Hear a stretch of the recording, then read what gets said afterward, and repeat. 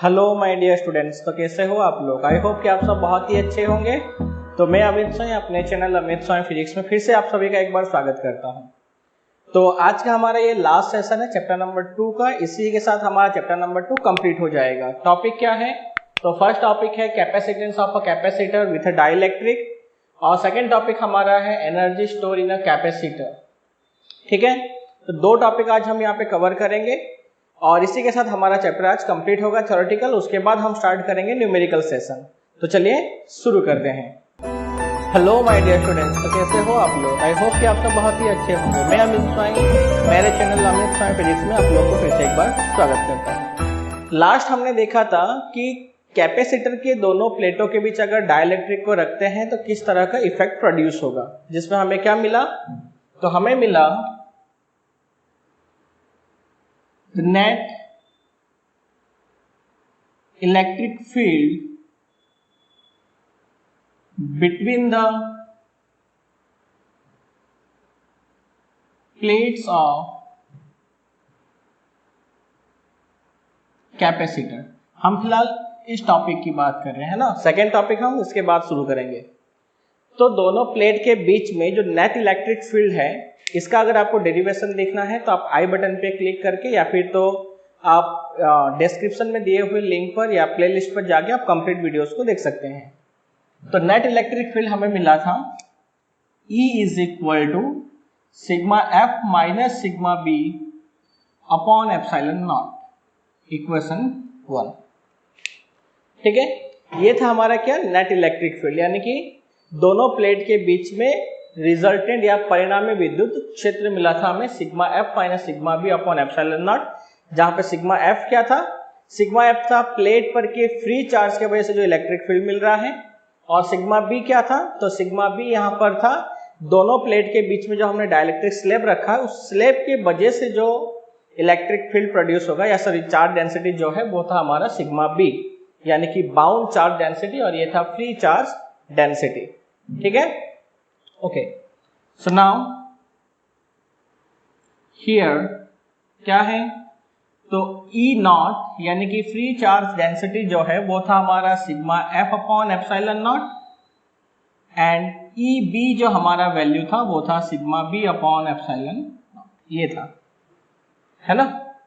Okay, so therefore now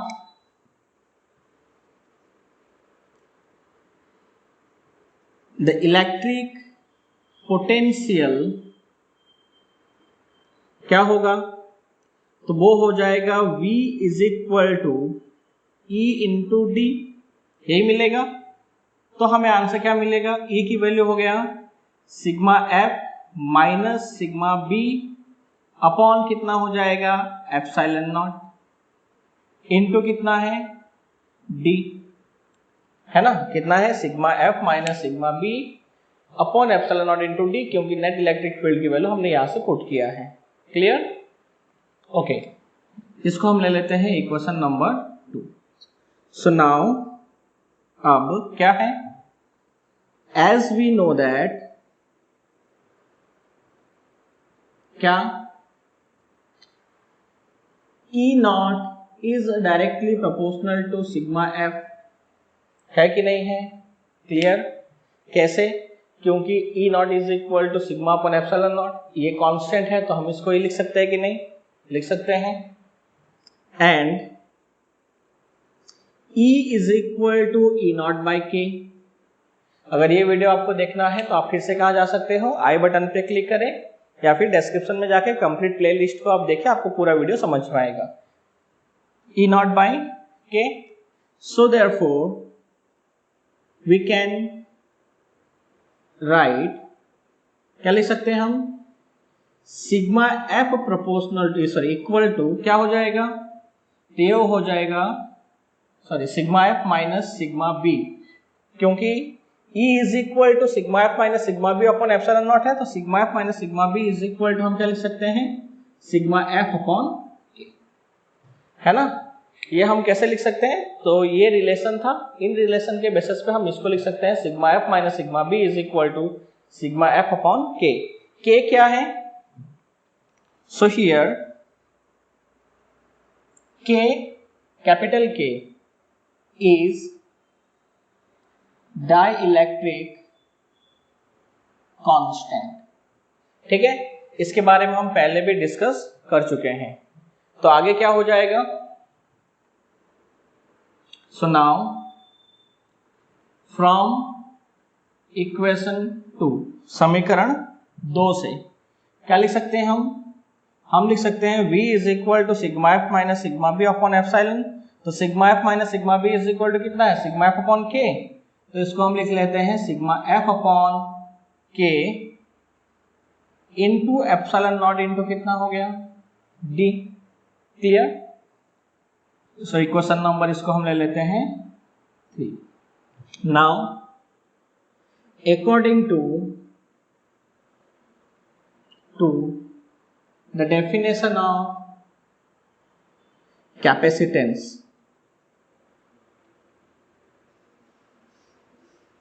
तो capacitance के definition के अकॉर्डिंग क्या हो जाएगा?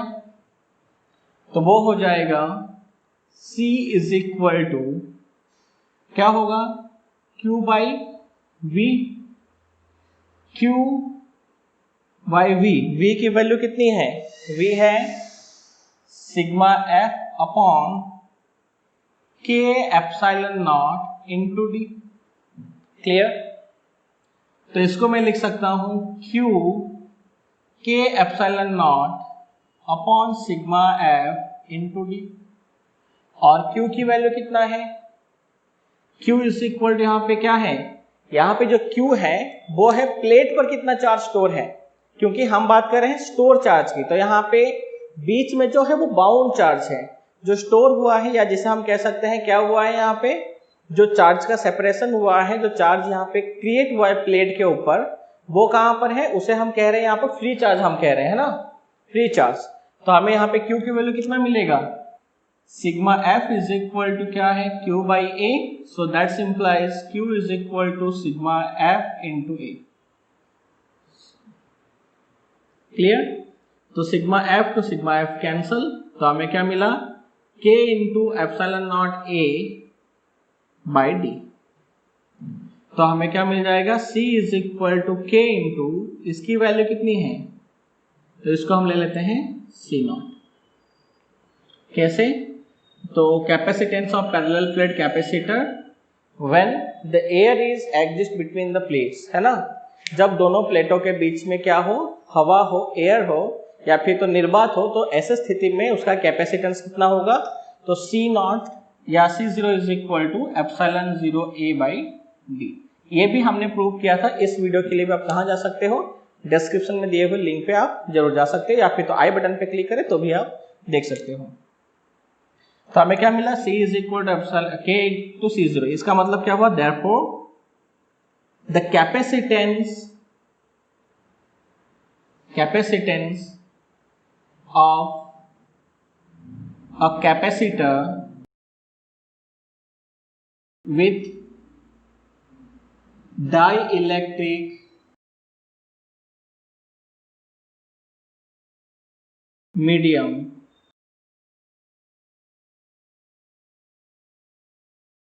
is K times maximum as compared to capacitance of a capacitor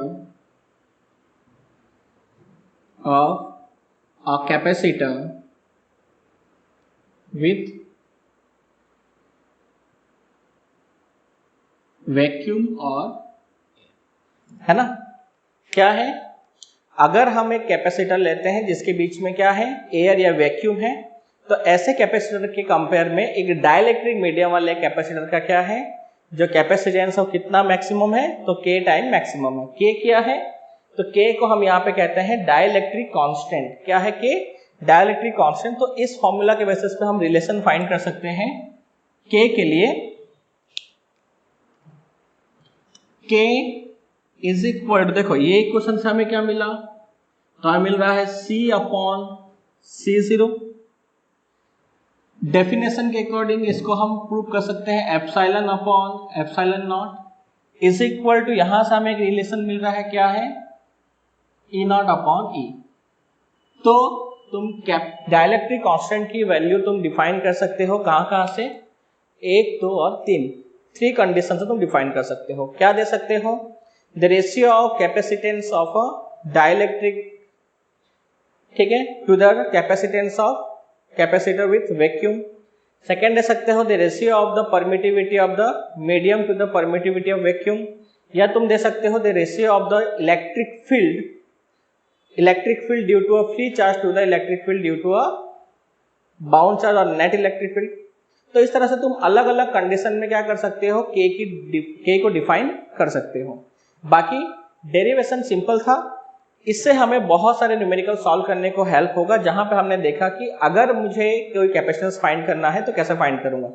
इसके बाद हम एक छोटा सा और डिराइव करेंगे, जिसमें हम देखेंगे कि कंप्लीट डाइलेक्ट्रिक नहीं बल्कि एक पार्ट में पार्शियली डाइलेक्ट्रिक हो कैपेसिटर के दोनों प्लेटों के बीच में, तो ऐसे कंडीशन में हम कैसे फाइंड करेंगे। लेकिन इसको हम किस में कवर करेंगे, न्यूमेरिकल्स में। हम यहाँ पे 2 टॉपिक देखेंगे, हम दोनों 2 अलग अलग पार्ट्स में देखेंगे कि अगर डाइलेक्ट्रिक स्लैब को पार्शियली रखा जाए तो क्या होगा, और अगर एक कंडक्टर प्लेट को पार्शियली रखते हैं तो क्या होगा। ऐसे में 2 न्यूमेरिकल कराऊंगा जस्ट इसके बाद, जिससे आपको क्लियर हो जाएगा कि पार्शियली से क्या होता है, क्या इफेक्ट होगा डाइलेक्ट्रिक में, और डाइलेक्ट्रिक रखने पर कैपेसिटेंस में क्या डिफरेंस होगा, और अगर हम कंप्लीट अगर रखते हैं तो वो हमने देखा। लेकिन अगर हम कंडक्टर प्लेट को रखते हैं एक बीच में पार्शियली पार्ट या बीच में रख देते हैं तो ऐसे कंडीशन में क्या होगा।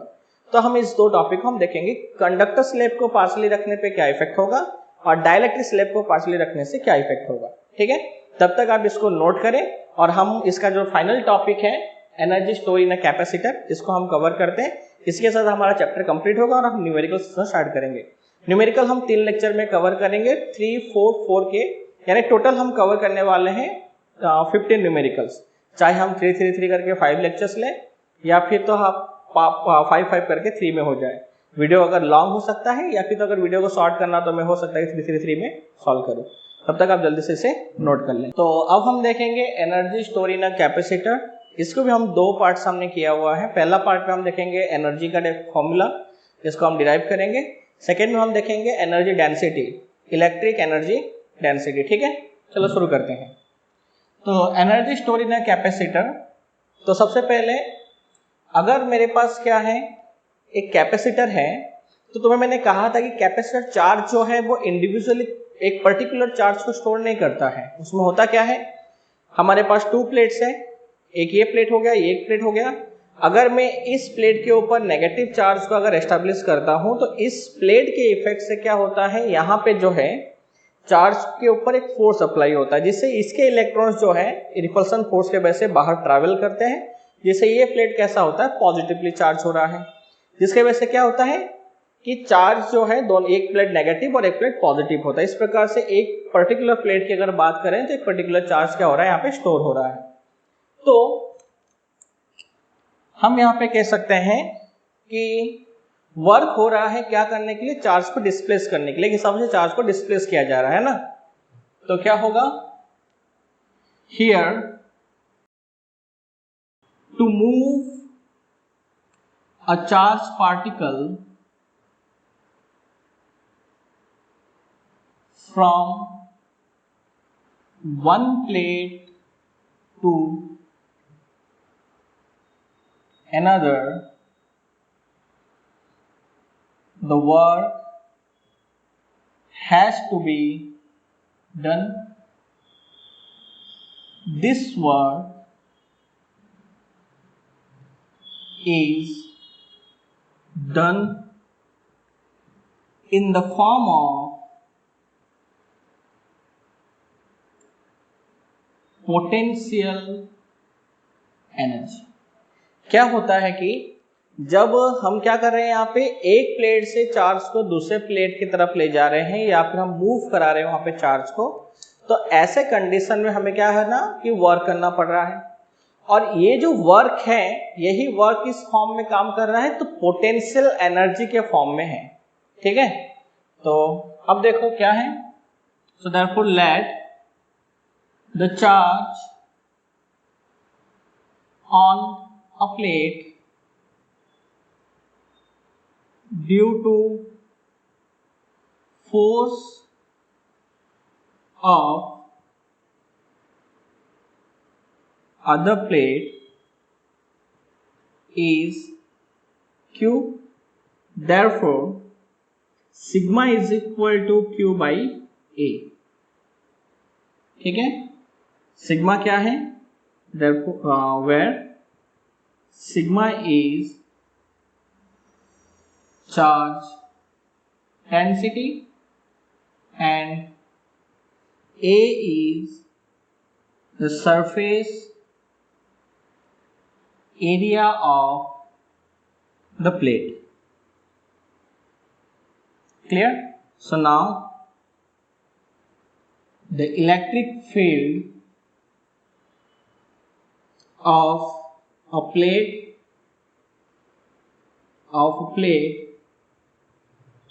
if the plates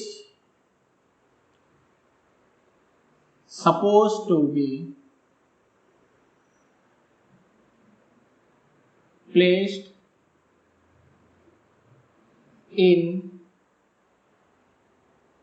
an electric field of others। देखो यहां पे हम क्या कह रहे हैं कि सिग्मा जो है वो चार्ज डेंसिटी है, ए जो है वो सरफेस एरिया है। हमने कहा कि इलेक्ट्रिक फील्ड जो है वो एक प्लेट का, किसके वजह से, कि अगर इस प्लेट को क्या किया गया है, अगर इस प्लेट को एक दूसरे के इलेक्ट्रिक फील्ड के अंदर रखा गया, अगर हम ऐसे मान लें तो ऐसे कंडीशन में एक प्लेट का इलेक्ट्रिक फील्ड कितना हो जाएगा, तो उस एक प्लेट का इलेक्ट्रिक फील्ड होगा जो हमने फाइनली देखा था चैप्टर नंबर 1 में। ठीक है, 1 में हमने क्या देखा था कि किसी अगर इन्फिनाइट सरफेस वाला अगर प्लेट है जो यूनिफॉर्मली चार्ज है, तो ऐसे कंडीशन में उसकी जो इलेक्ट्रिक फील्ड होगा वो कैसा होगा, तो उसके लिए हमें डिराइव किया था, हमें मिला था कितना, सिग्मा अपॉन 2 एप्सिलॉन नॉट। तो यहाँ पे भी क्या मिलेगा, हमें इलेक्ट्रिक फील्ड मिल जाएगा E is equal to sigma upon 2 epsilon naught. Clear? ये हो गया हमारा इक्वेशन नंबर 2। अब अगर मैं जो कैपेसिटर के दोनों प्लेट हैं, दोनों में से अगर एक प्लेट को अगर मैं कैसा ले लूं, रेफरेंस ले लूं, या फिर ये प्लेट से चार्ज को ये प्लेट तक मूव कराया गया है ऐसा ले लूं, तो इस प्लेट पर जहां से हम चार्ज को मूव करा रहे हैं दूसरे की ओर, उस प्लेट पर चार्ज एनर्जी कितना होगा, सॉरी पोटेंशियल कितना होगा, तो वहां पे जो पोटेंशियल होगा, जो आर्बिट्री पोटेंशियल होगा वो 0 होगा, क्योंकि हमने ऐसे ही देखा था जहां से हम चार्ज को मूव करा रहे हैं उस पॉइंट पर पोटेंशियल कितना है, 0 है। तो यहाँ पे क्या होगा, तो पोटेंशियल डिफरेंस जो हो जाएगा वो कितना होगा दूसरे प्लेट के वजह से, तो वो होगा, तो इसको हम ले लेते हैं the potential difference between the plates कितना होगा, तो V इज इक्वल टू हो गया E इंटू डी। तो हमें क्या मिला, sigma upon 2 epsilon naught into D. ठीक है, इक्वेशन नंबर इसको ले लेते हम 3। अब हमें क्या फाइंड करना है, वर्क, उससे हम फाइंड कर लेंगे energy. So therefore now the work done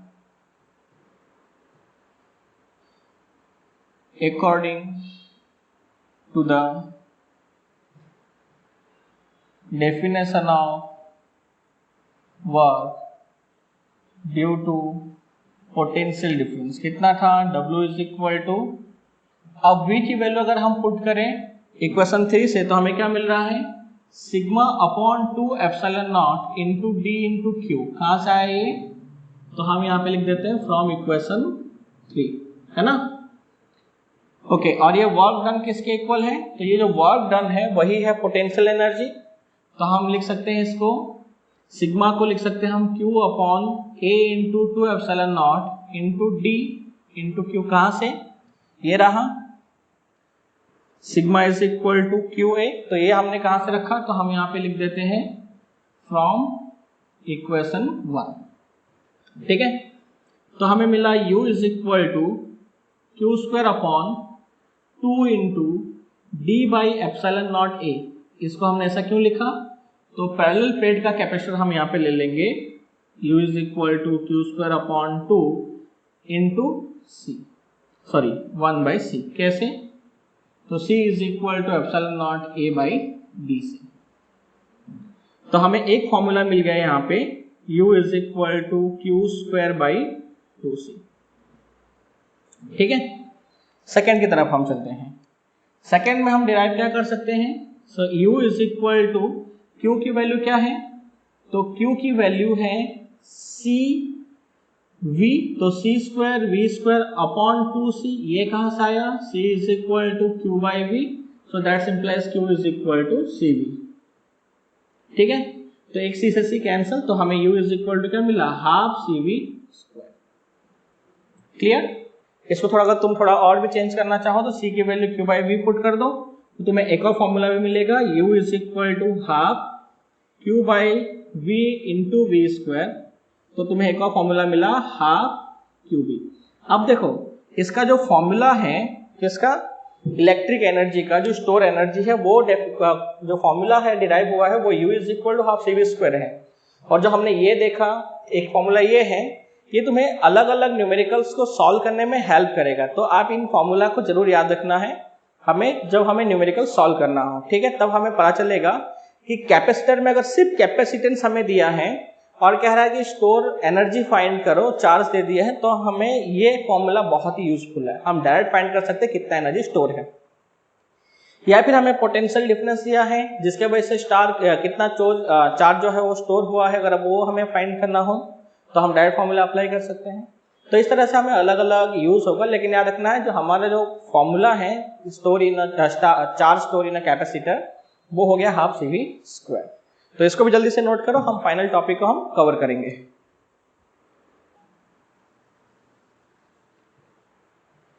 okay, तो हमने इतना रफ कर दिया है, तो हम यहाँ पे देख लेंगे क्योंकि हमारा फाइनल जो छोटा सा टॉपिक है वो यहीं पे कवर हो जाएगा। तो हमारा जो फाइनल टॉपिक है वो है एनर्जी डेंसिटी। एनर्जी डेंसिटी क्या होगा? कैपेसिटर के अंदर जो पर यूनिट वॉल्यूम में जो एनर्जी स्टोर होगा, उस पर यूनिट वॉल्यूम में स्टोर एनर्जी को ही हम क्या कहेंगे यहाँ पे? Energy density. तो क्या होगा? The energy, electric energy store in per unit volume of the capacitor is called electric energy density। तो क्या होगा? इसको हम प्रेजेंट करेंगे रो E फॉर इलेक्ट्रिक और रो हो गया डेंसिटी के लिए। तो हमने कहा है energy store in per unit volume, यहाँ पे V वॉल्यूम है, याद रखना है। U कितना है? तो अभी हमने डिराइव किया है, U is equal to half CV square upon V is equal to हो गया AD। कहाँ से आया? तो U इज इक्वल टू हो गया हाफ CV स्क्वायर और V कौन है? तो V है वॉल्यूम, इज इक्वल टू कितना है? A into D, means area into displacement. तो हमें क्या मिला? Half CV square into D। तो हाफ C की वैल्यू कितनी है? तो एप्सिलॉन 0 A बाई D, और V स्क्वायर की वैल्यू कितनी है? तो V is equal to E into D, तो E square into D square upon D। तो ये D से D कैंसल, A के से A कैंसल, तो हमें क्या मिला? Half epsilon not E square. ठीक है, तो ये कहाँ से आया? तो उसको हम लिख लेते हैं पहले, कहाँ से आया? तो ये हमारा आया पैरेलल प्लेट कैपेसिटेंस हो गया C is equal to epsilon naught A by D, और पोटेंशियल हो गया V is equal to E into D। ठीक है, तो ये क्या हो गया? ये हो गया इलेक्ट्रिक एनर्जी डेंसिटी। अभी इसको आपको याद रखना है, हम वापस चैप्टर नंबर 6 में यानी कि इलेक्ट्रोमैग्नेटिक इंडक्शन में भी हम यहाँ इसको कवर करेंगे, जहाँ पे हम देखेंगे मैग्नेटिक एनर्जी डेंसिटी। तो उसको याद रखना है, मैग्नेटिक एनर्जी डेंसिटी और इलेक्ट्रिक एनर्जी डेंसिटी को हम कंबाइन करके हम फाइंड करेंगे इलेक्ट्रोमैग्नेटिक एनर्जी डेंसिटी। ठीक है, तो आई होप कि आपको ये जो टॉपिक है, सारे डेरिवेशंस जो है वो समझ में आ गया होगा। आज के टॉपिक में मैक्सिमम एक्सप्लेनेशन नहीं था, जो एक्सप्लेनेशन था वो ऑलरेडी कंप्लीट हो गया था। आज का टॉपिक था डेरिवेटिव था। तो आई होप कि आपको सारे डेरिवेशन समझ में आ गए होंगे। आज के टॉपिक जो है वो क्लियरली डेरिवेशंस थे। तो हमने आज डेरिवेशन जो देखा, आई होप कि आपको सारे डेरिवेशन समझ में आ गया होगा। अगर समझ में आया तो आपको पता है क्या करना है, आपको करना है लाइक, सब्सक्राइब और शेयर करना है। लेकिन सब्सक्राइब जरूर कर देना। तो वीडियो को देखने के लिए बहुत बहुत धन्यवाद। सब्सक्राइब जरूर कर देना। So thank you very much.